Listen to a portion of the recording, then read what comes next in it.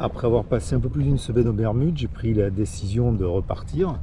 En dépit d'une météo qui est très incertaine, les modèles sont contradictoires entre eux, c'est pas très lisible. Sur la météo à venir sur le prochain jour, partant des Bermudes et sur une ligne qui arriverait au nord des Açores, au début je vais me retrouver avec des vents faibles au bout de 4 ou 5 jours.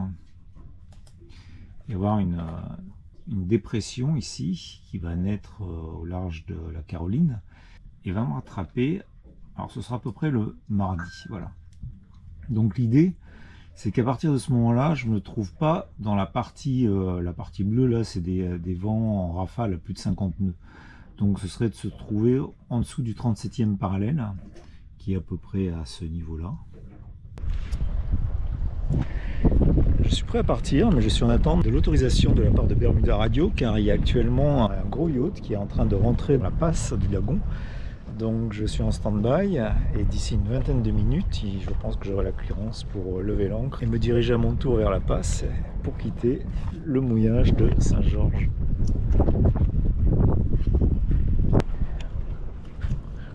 Le voilà qui arrive. Donc ça devrait être bon pour moi, hein. Je vais demander à la radio si je suis clear et puis let's go.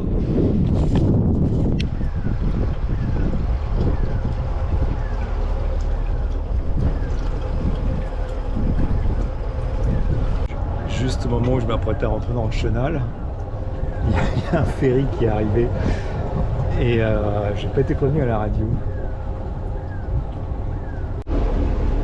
Allez, le voilà passé.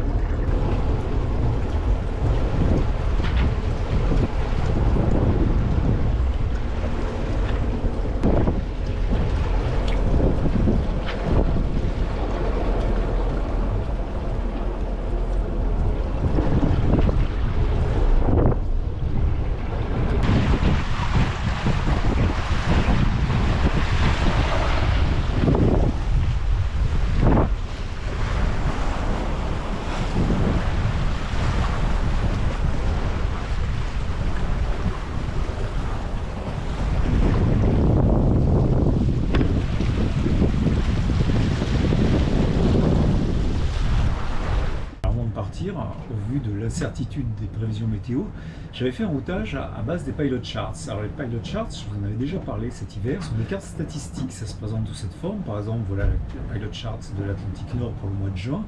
Ça forme un quadrillage et pour chaque carré, il y a une rose des vents qui statistiquement indique la direction et la force à laquelle on peut s'attendre. Donc à partir de là, on peut faire un routage qui est non plus basé sur les prévisions météo des modèles, mais par rapport aux statistiques des pilot charts. Voilà ce que ça donne sur un routage des Bermudes à La Rochelle. Sans surprise, ça nous fait remonter vers le nord, vers la route de dépression, et ça fait contourner l'anticyclone des Açores. Pour l'instant, je ne sais pas si je passerai par les Açores ou pas, ou par l'Espagne ou pas. Ça va dépendre entièrement de ce que la météo va m'apporter. Mais par contre, en fin de parcours, ce sera intéressant de comparer la route effectivement parcourue à celle qui a été prévue par les pilot charts.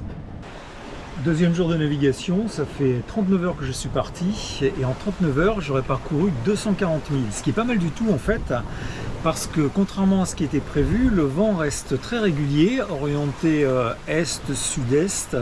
Bon, il tourne un peu de temps en temps de l'ordre de 20-30 degrés, mais globalement il reste très régulier. La mer est belle. Hier il y avait un peu de clapot qui faisait que le bateau cognait un peu, mais ça s'est calmé.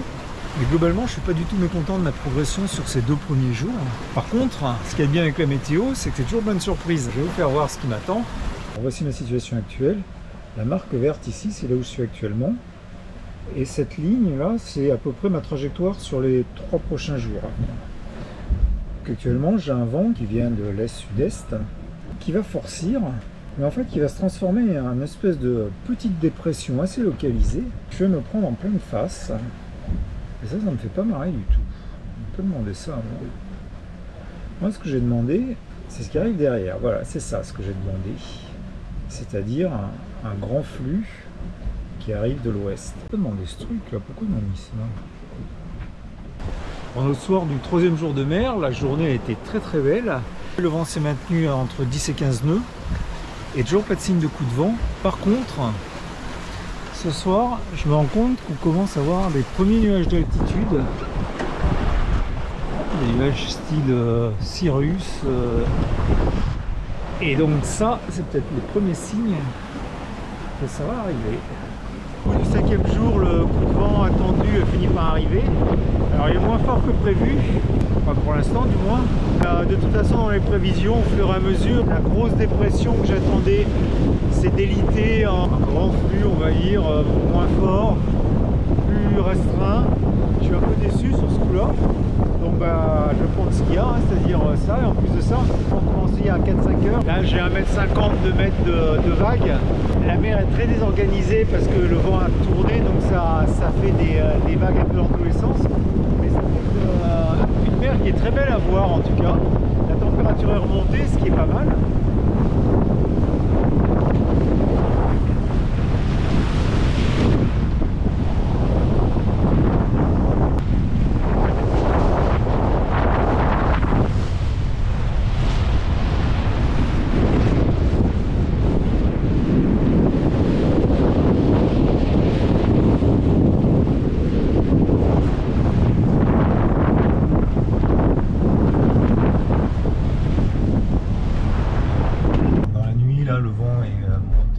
Des 35 nœuds, là je suis à 35 et 40 nœuds depuis, ça fait 2 heures, 2-3 heures à peu près.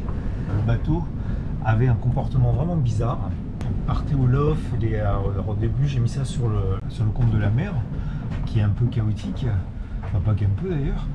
Et en fait tout d'un coup, alors que j'étais à moitié en train de dormir, j'ai percuté que j'avais que 2 riz. Effectivement, pour plus de 35 nœuds, 2 riz, même sous trinquette, ça commence à perturber le comportement du bateau. Donc il a fallu que je sorte, que je prenne ce 3e riz. Ça n'a pas été simple. Et les is sont pas très bien conçus, sont pas très bien positionnés, et la voile en fait forme une poche derrière. Et le 3e riz était pris derrière cette poche. Donc il a fallu que je remonte toute la voile, que je redescende tout, et l'écoute, la baume était poussée et tout d'un coup l'écoute est partie à défiler, il m'a heurté l'oreille en passant. Non, j'entends plus rien d'une oreille. Donc bon, ça va passer j'espère. Mais maintenant il faut que je ressorte parce qu'il y a tout un tas de nouilles à rentrer là dehors maintenant. Je vais pas laisser le bateau tout en bazar. Je suis rentré simplement pour remettre le bateau sur sa route et maintenant il faut que je ressorte pour tout ranger.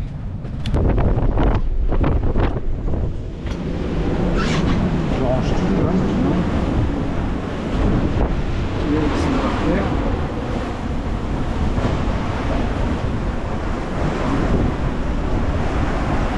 Tout est mouillé bien sûr. C'est dommage, c'est la pleine lune en ce moment, mais ça doit être complètement couvert parce que la nuit est complètement noire. Alors elle n'est pas encore levée ou déjà couchée, je sais pas. J'aurais bien aimé voir la tempête avec la lune.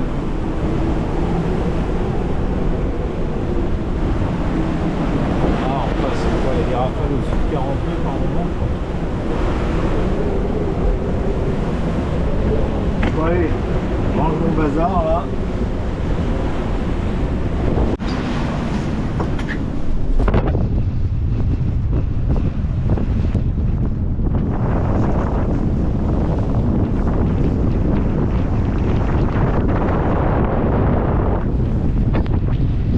Mon coup de vent est passé cette nuit avec des rafales jusqu'à plus de 40 nœuds. Honnêtement, j'ai pas vu grand chose parce que la nuit était noire. Ce que je suis venu faire, c'est rouler la trinquette pour ralentir le bateau, essayer de le stabiliser en dépit des vagues le plus possible. Parce que comme il n'y a pas de soleil depuis plusieurs jours maintenant, il faut que je fasse tourner le groupe électrogène. Et quand je fais tourner le groupe, j'essaie que le bateau ne soit pas trop gité. Sinon j'ai des problèmes après avec l'huile, je ne sais pas exactement comment c'est conçu le truc. Donc pendant 1h30 là, je vais avancer à vitesse réduite, à 5 nœuds, en essayant de faire en sorte que le bateau soit le plus à plat possible.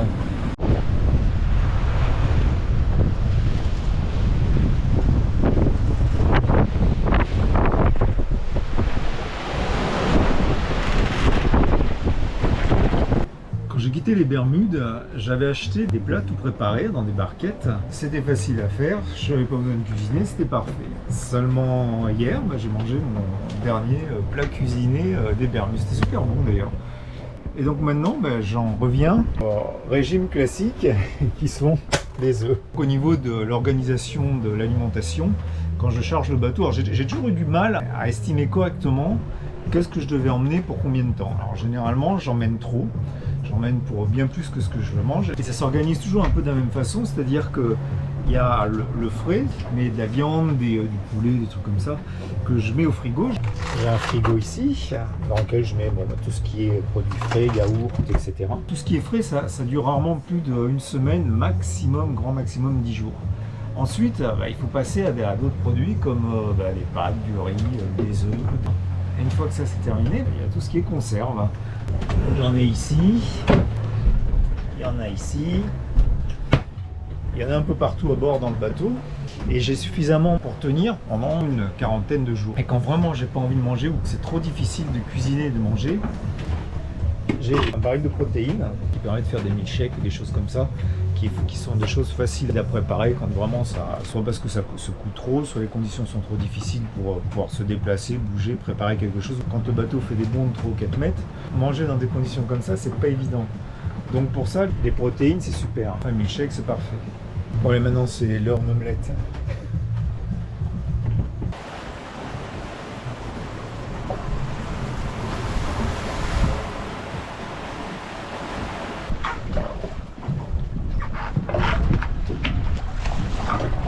Le vent est tombé comme ça. Tout d'un coup, je suis passé de 12-13 nœuds à 0. J'ai été obligé de faire tomber toutes les voiles parce que ça claquait, ça battait dans tous les sens. Et maintenant,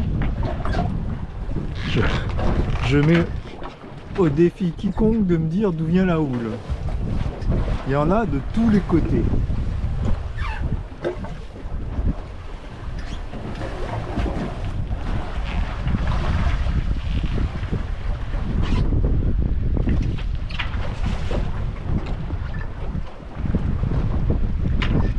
Quand j'ai planifié mon départ des Bermudes, je comptais en fait sur les dépressions pour me permettre d'avancer dans l'Atlantique. C'est-à-dire je me disais qu'à chaque fois qu'une dépression va passer, je me mettrai devant, dans sa partie sud, de façon à avoir des vents portants. Et l'arrivée du front, le passage du front et ensuite l'aspiration qui vient derrière dans la traîne me permettrait à chaque dépression comme ça d'avoir 3 ou 4 jours de vent. Une partie de transition en attendant la dépression suivante de l'ordre de 24 à 36 heures. Et ensuite l'arrivée d'un nouveau front avec de nouveau partie frontale, le passage du front et la traîne derrière. Donc je m'étais dit que bon an mal an, je pourrais arriver à traverser l'Atlantique comme ça. Mais ce sur quoi j'ai pas eu tout percuté, c'est que, alors effectivement, dit comme ça marche. Ça correspond à peu près au schéma qui se produit. La seule chose, c'est que entre deux dépressions, le vent n'est pas du tout le même. Une fois que le passage de front est passé, et un front ça passe assez vite localement en fait. La dernière fois il a duré une nuit, c'est tout. Et derrière dans la traîne, on se retrouve avec toujours du vent, mais un vent qui rapidement devient beaucoup plus faible, avec pas mal de nuages de type cumulus, congestus ou des choses comme ça. Enfin des nuages très convectifs qui ont la particularité en fait d'aspirer l'air. Donc en fonction de là où vous vous trouvez, soit ils vous donnent des rafales, soit au contraire, ils vous volent le vent. Il n'y a plus de vent du tout. Par contre, il y a toujours de la houle. Et quand je parle de houle, après le passage d'un front, la houle résiduelle, elle est dehors de 2 mètres, 2 mètres 50. Donc se retrouver dans 2 mètres 50 de houle sans vent, c'est pas super honnêtement. Et sur un bateau comme Quetzal qui en charge pèse dans les 13 ou 14 tonnes, 5 nœuds de vent, et je peux rien faire. Donc le bateau n'avance plus, il devient rouleur, il y a les voiles qui battent, donc il faut se cramponner partout, c'est extrêmement désagréable. Et donc dans ces cas-là, maintenant, j'affale tout, c'est le cas maintenant.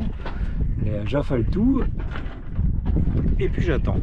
J'attends que le vent revienne. Du coup, la progression est beaucoup plus faible que ce à quoi je m'attendais. Hier, j'ai fait à peine 80 000. Et ça va être pire aujourd'hui parce que tout à l'heure, je regardais. Depuis 2 heures, je suis même en train de reculer. Maintenant, je me trouve un peu moins de 500 000 au sud-est de Terre-Neuve. Ce qui m'a surpris, c'est qu'il y a pas mal de chalutiers. Il y a beaucoup de chalutiers espagnols qui pêchent dans le coin. J'en ai 3 ou 4 là autour en ce moment. Pourtant, je ne suis pas sur les grands bancs. Les grands bancs se trouvent à peu près à 200 000, un peu plus au nord. Mais il y a quand même pas mal de pêche dans le coin.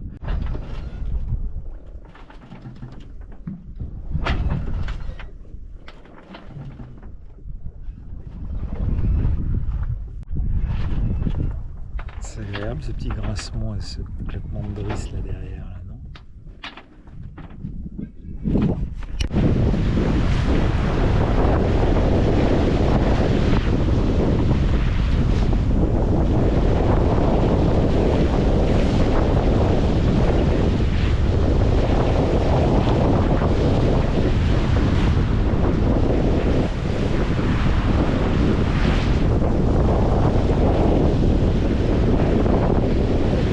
tout à l'heure, j'étais contacté par un bateau de pêche espagnol et le mec il me demande où je vais. Alors je dis a priori je vais en France, mais en fonction de la météo, quand je suis envoyé en fonction de la météo, je peux très bien me retrouver aussi bien aux Açores qu'en Espagne, voire même en Irlande. Et là il me répond ah mais ça me convient, est-ce que je peux venir avec toi parce que là sur le chalutier, la campagne de pêche est pas bonne.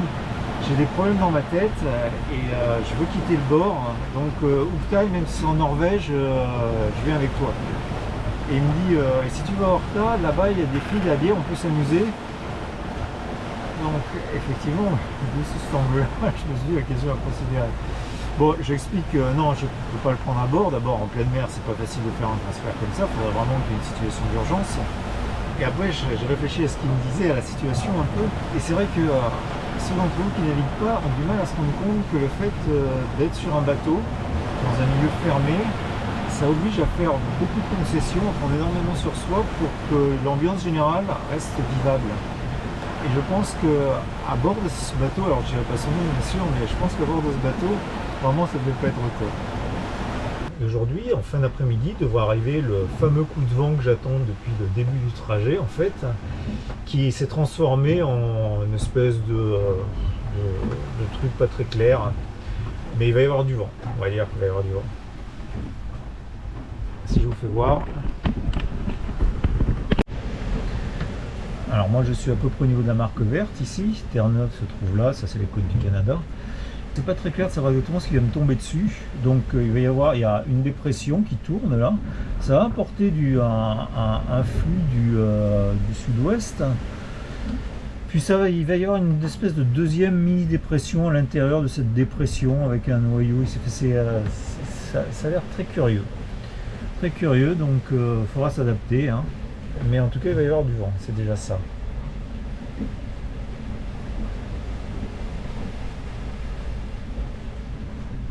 Alors petit à petit le vent monte, là j'atteins 20 nœuds de vent apparent, j'avance bien, j'avance entre 7 et 8 nœuds, ce qui est surprenant c'est qu'il y a beaucoup de courant, j'ai plus de 2 nœuds de courant.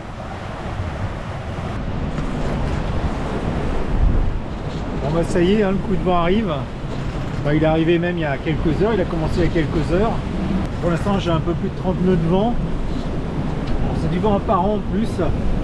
Et comme je le prends au travers largue, il devait y avoir un peu plus en réel.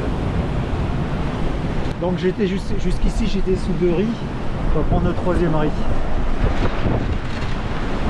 Alors c'est le 3e riz est pris. Mais c'est vraiment un problème cette voile, j'arrive pas à faire tenir dans le lazy. Qui une fois de plus déborde du lazy bag. Comment le truc il faut que je vois ça.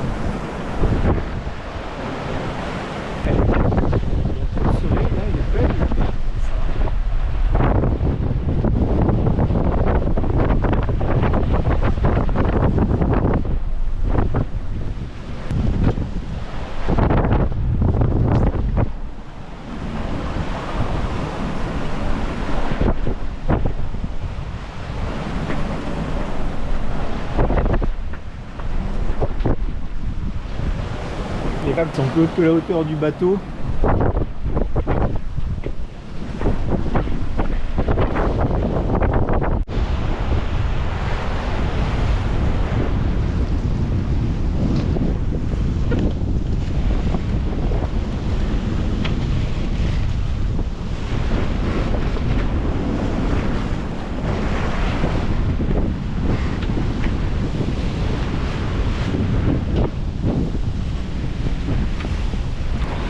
Là, les vagues font 3-4 mètres. Oula. Peut-être même plus de 3-4 mètres d'ailleurs.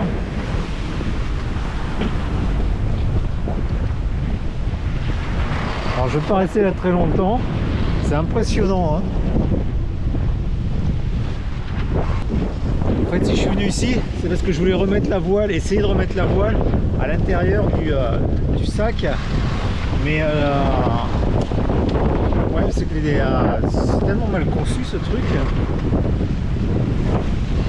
que je pense pas qu'elle va y rester très longtemps. On voit les traînées d'écume comme dans les photos de tempête en mer. Alors je sais pas si ça rend, je pense pas que ça rentre très bien à la GoPro, mais il y a des traînées d'écume qui sont alignées dans le sens du vent.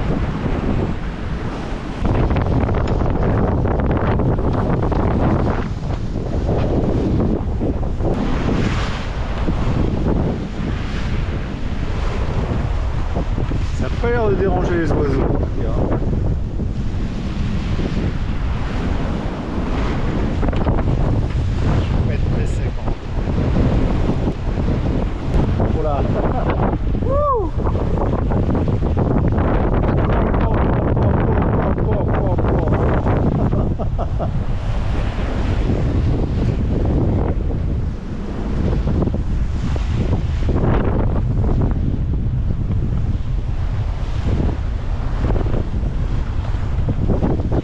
Si on m'avait dit qu'un jour je serais au milieu de l'Atlantique à faire le malin dehors au milieu d'une tempête,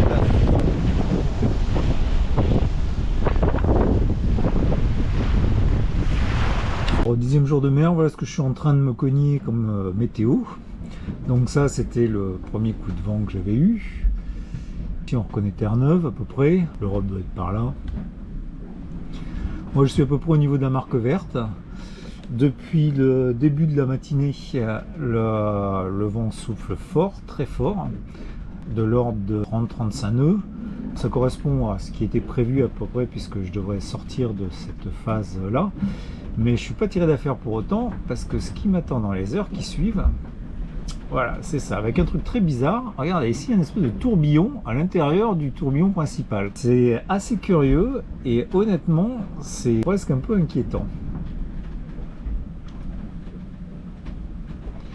Et ensuite, pendant plusieurs jours, du vent, et surtout, ça va stagner. Le vortex, là, il reste en place. Alors moi, effectivement, je vais avancer petit à petit le long de cette ligne. Et ça m'embête un peu, parce que quand ça fait du stationnaire comme ça a le temps de lever une mer avec des vagues de plusieurs mètres de haut. Et c'est pas forcément simple.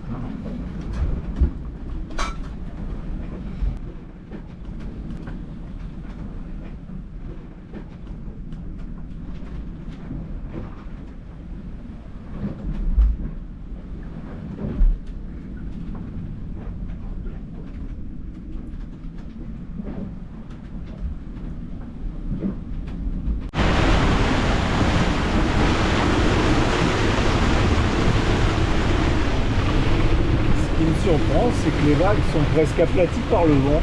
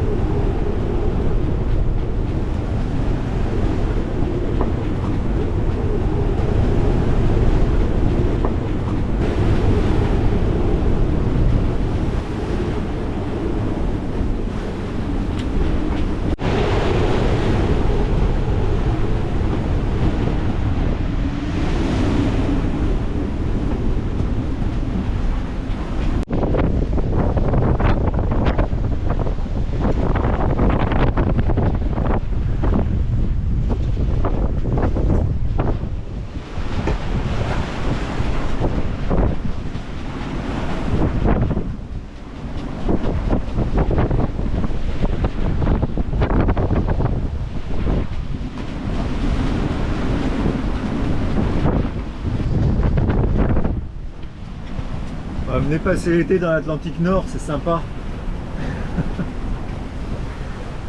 C'est vivifiant, c'est frais.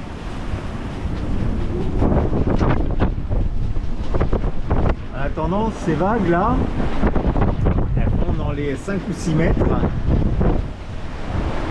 celle-là elle est belle. Waouh!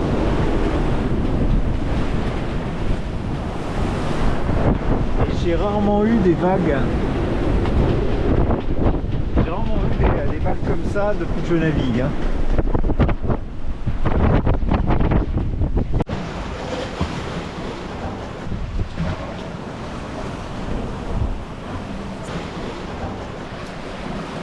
c'est vraiment dommage que la GoPro n'arrive pas à retranscrire la profondeur des vagues, le relief de la mer.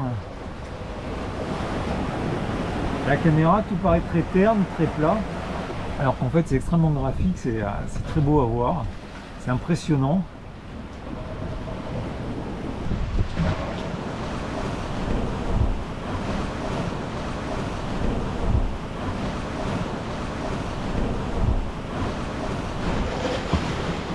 Voici à 2 h du matin la séquence orage.